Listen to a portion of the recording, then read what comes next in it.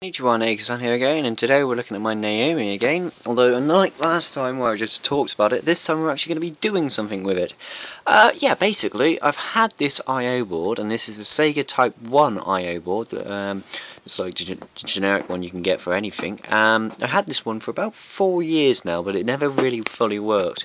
Like some inputs were stuck, and some were just, stuck on or stuck off, and you couldn't change them. And it's kind of annoying. I wanted to sort it out, or at least try to sort it out. So yeah, I began looking around the board, and I noticed that loads of it was corroded. Like just pins all across there were just corroded. So I thought, whip out some flux, and I just literally run my soldering iron across it with some solder, and let the flux do its work. And after about 20 minutes of work, and it's actually looking a lot nicer. And yeah, they've got some caps on here. These are 100 microfarad 10 volt caps, although these are actually 25 volt. That's the only ones I had about. I've had to replace them because these caps, that one and that one, were actually missing. So I've had to replace them, and yeah, I thought we could try testing it out, see how it works. Because obviously it was doing it on both sides, but it was on the one player side, which was obviously kind of annoying.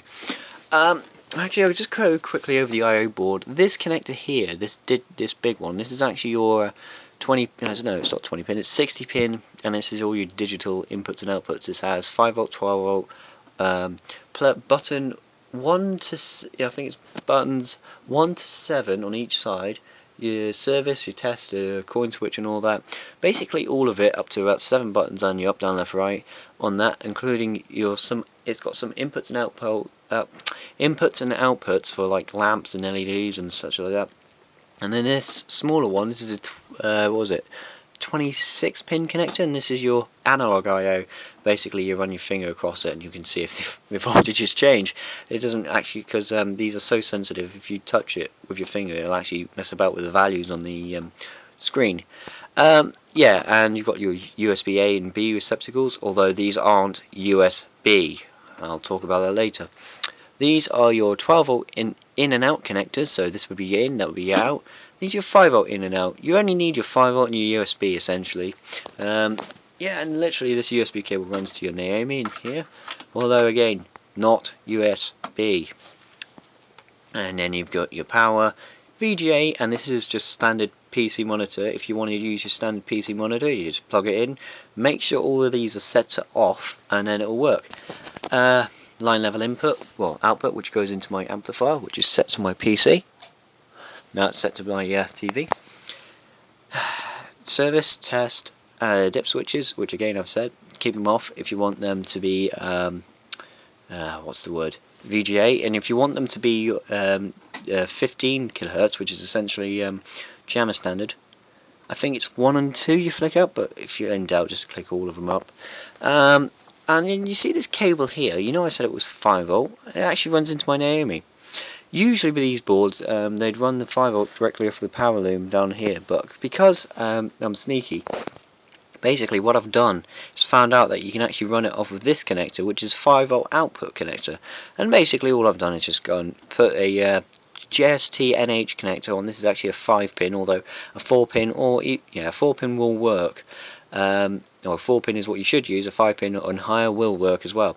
And I've just literally got that going from that to the I/O board, and I think it's just 1 and 2 are your 5 volt, 3 and 4 are your ground, and I think it's the same on the PCB. Don't hold me to that though.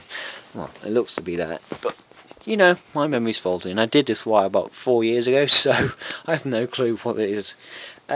Anyway, yeah, basically, like I said, I want to test that I/O board, and this is my NetDim board. In fact, you know what? I'll take that out because these things, because they're basically Linux in a box. I mean, seriously, these boot Linux. I think it's VX works. This takes ages to boot up, and I mean that's why the Naomi takes ages to boot up with one of those in, just trying to boot up Linux. So basically, the Naomi asks, "Are you ready to work?" It says, "No, I'm still booting," and then resets, and then it asks it again, and it says, "Yes, I am ready." And then you've got your voltage pins. I'll just quickly go through this. This is your 8 pin, this is your 6 pin. Most JVS stuff uses a 6 pin, that's an 8 pin, and that's used on more higher end stuff. In this case, it's using both. Naomi only actually needs the 8 pin, but I just prefer to put the 6 pin one in as well. On the 8 pin, it goes 1 to 4, 5 to 8. Basically, 1 and 5 aren't used. 2 is 3 volt, 3 is 5 volt, 4 is 12 volt. All the bottom are ground. On this side, it's almost the same, except for instead of having 12 volt in the ground on the other side, you just cut them out. And yeah, this has got an orange wire there and a yellow wire there. It's just because that's all I had at the time. I need to go through and redo this harness at some point. I've already done it once, redone it once anyway. Instead of me blabbering on, shall we test this I/O board? Right, let's find my power supply switch. Oh yeah, a little word of advice about this power supply. This is an ATX power supply. This is a standard PC power supply you can pick up anywhere for next to nothing, and if you're lucky you can get it for free. I'd go for the ones that have a white wire like that, because that means you've got -5 volt, which is very useful, because then you can use the same power supply on jammer stuff if you can adapt it. And with ATX, when you plug the power in, it doesn't actually turn on, not even with a motherboard plugged in. What you need is a handy little switch which actually shorts it to turn it on. Shorting to turn it on? Yes, I'm not joking. There's a green wire down there. You want to short that to ground to turn on the power supply. If you short that to ground, it'll flick on the power supply and it will stay on until you take that short off. And then this handy switch is just basically shorting those 2 points out.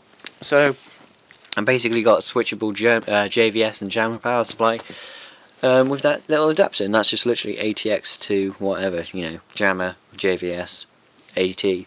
Anyway, let's flick this on, get it into the bars, and because I've taken the net dim out, it won't take so long to boot. Oh, and whilst we're waiting for the Naomi to boot, this LED is your 5 volt in. If that's on, it means you've got 5 volts. That's your relay switch. That's your relay LED. If that's on, it means your I/O board is turned on, is working, because the 5 volt comes in here doesn't necessarily mean it works. If that relay isn't working, or something isn't working, it'll cut off the relay and it'll basically cut off the 5 volt to the board. So if I was to short that wire there, which you can't see, that blue one there, with that one there, I would actually turn off the I/O board. Okay, so Naomi's booted, as you could hear, and it's saying game is not acceptable on my main board. What game? But basically that's just saying the board can't read the game. Click on the test mode, and when it boots, JVS test, input test, and there you go. Now here's something interesting. Oh, some of these numbers were not 0. Yes, you can see that some of these are 0, and you can see that I've got no buttons attached. You can also see some green and red LEDs down in the Naomi. But this side was doing the exact same thing, and I reflowed this, so it's not doing a good thing. It's not doing it anymore, which is good. I've got this shorting wire, as I call it, here. Basically, wherever I find it, this wire here, if I short this out with any pin, it should change. So this should be our start key. You'll notice that one in the corner. Now it's off. I don't know what this one is, but you see. Oop. Okay. I just shorted out my I/O board, you can tell, because it's just gone off. This is what I was talking about. You've really got to be careful. In fact, the Naomi's now just crashed. But like I say, if the I/O board isn't displaying 2 LEDs, it means that either there's a problem or there's a short. And usually it's the latter. But yeah, it's a little safety function which I really love. It means that you don't damage anything, and you certainly don't damage your power supply. Yeah, and that click you can hear was actually the relay flicking on and off. But yeah, so all I did though was reflow those pins, and yes, 2 player isn't working, but hey, I'm only one guy, so I'll only want to play the 1 player stuff, which is great, because now I've got an entire row of 1 player stuff. And yeah, although it wasn't really necessary, I mean, working I/O board I got for about less than 20 quid, but well, I think that was a very good deal, but I got this for less than 20 quid, so I had a working one. But hey, 2 working ones is always perfect. Well, it's always nice. I really cannot think today. Anyway, this has been sort of a very energetic episode, because I've just had Dr. Pepper, and it's very hyper. It makes me very hyper. Anyway, I shall now put this away in purgatory, and I shall see you next video. I hope you've enjoyed, and thank you for watching.